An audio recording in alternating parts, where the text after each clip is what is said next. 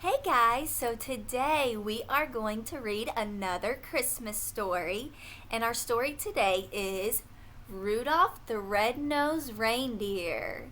So I'm all cozy here by my Christmas tree, and we are going to listen to our Christmas story today.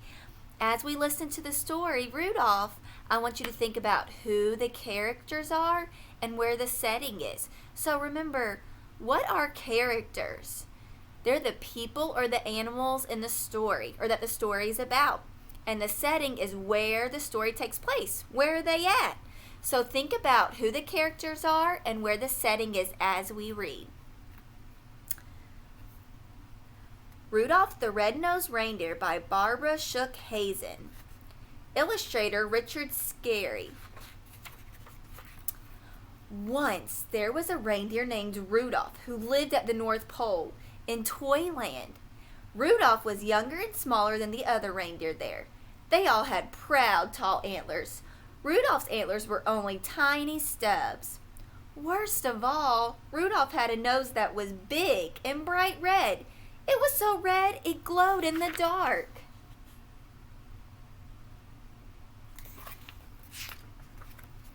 Poor Rudolph. He wanted to be like the other reindeer in Toyland. Oh, to have a small brown nose instead of a big bright red one. The other reindeer made fun of Rudolph and called him names. Rudolph the red-nosed reindeer, they teased over and over again until tears glistened on Rudolph's large red nose. Sometimes the other reindeer made a circle around Rudolph and sang, red nose, a funny sight, big as an apple and twice as bright.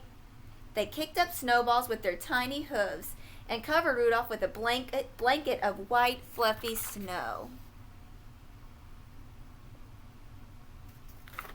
Are they being very nice?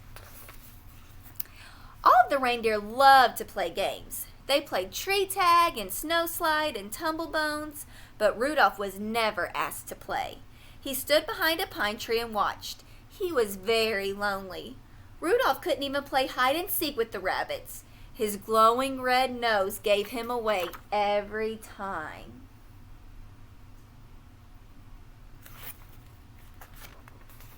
Before Christmas Eve, Santa's elves posted a sign on the gate to Toyland. Santa's team choosing time, the sign said. All the reindeer were asked to line up at 8 o'clock in the meadow.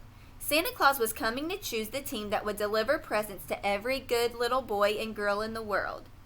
The reindeer fairly danced with excitement when they heard the news. They pranced and tossed their antlers and pawed the snowy ground with their hooves. Each reindeer hoped he would be chosen to guide Santa's sleigh. It was the greatest honor a reindeer could have.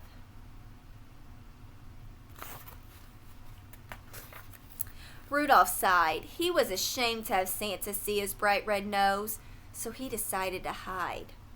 At 8 o'clock, when all the other reindeer had gone to the meadow, Rudolph hid behind a holly hedge. His bright red nose blended in with the bright red berries, and the thick growth of leaves concealed the rest of him. No one would ever find him there.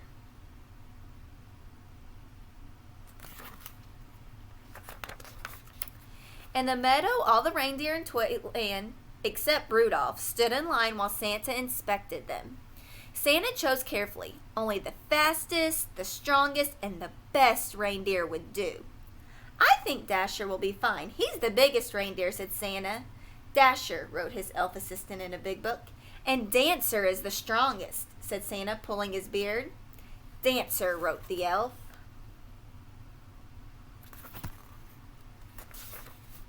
Ho, ho, let's see, continued Santa. Here's Prancer and here's Vixen.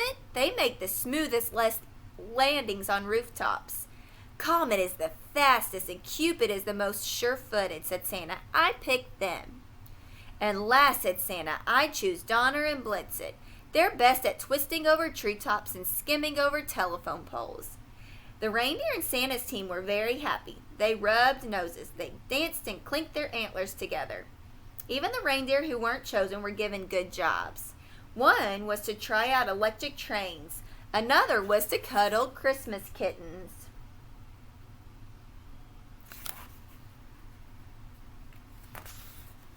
The only reindeer without a job was Rudolph. He wanted to help, but he knew he would be laughed at, so he stayed hidden behind the holly hedge. At last it was Christmas Eve. Santa's elves were busy packing the sleigh. "I don't care if they do make fun of me," said Rudolph suddenly. "I want to help too." He dashed from his hiding place behind the hedge and went to find Santa. "There must be something I can do to help," he decided. The night was bitter cold, and a terrible fog covered all the earth. Santa's elves kept bumping into each other as they pitched up the team. They could hardly see as they put on each bright red harness and tied each jingle bell. To make matters worse, Dasher and Dancer were fighting over who was to be the lead reindeer. "I was chosen first," said Dasher, stomping angrily. "But you always trip over the moon," said Dancer, kicking a fallen star. Even Santa was cross. "We'll never get there if you two don't stop quarreling," he said. "And where is my Christmas list? Dash it all, I can't see a thing in this fog."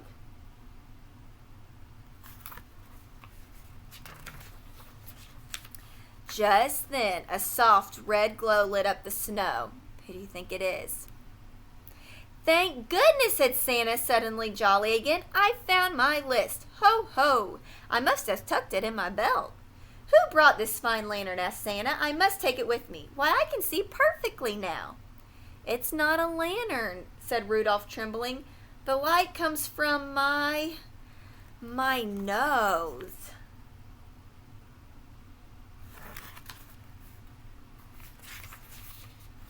"Rudolph the Red-Nosed Reindeer," said Santa. "I'm certainly glad to see you. Your light will guide my sleigh tonight. I appoint you head of my team and number one reindeer in all the world." Rudolph held his head high. Proudly he pranced to the front of the team. All the other reindeer bowed. Donner and Dancer helped Rudolph put on his harness, and Cupid gave him a beautiful sprig of holly berries.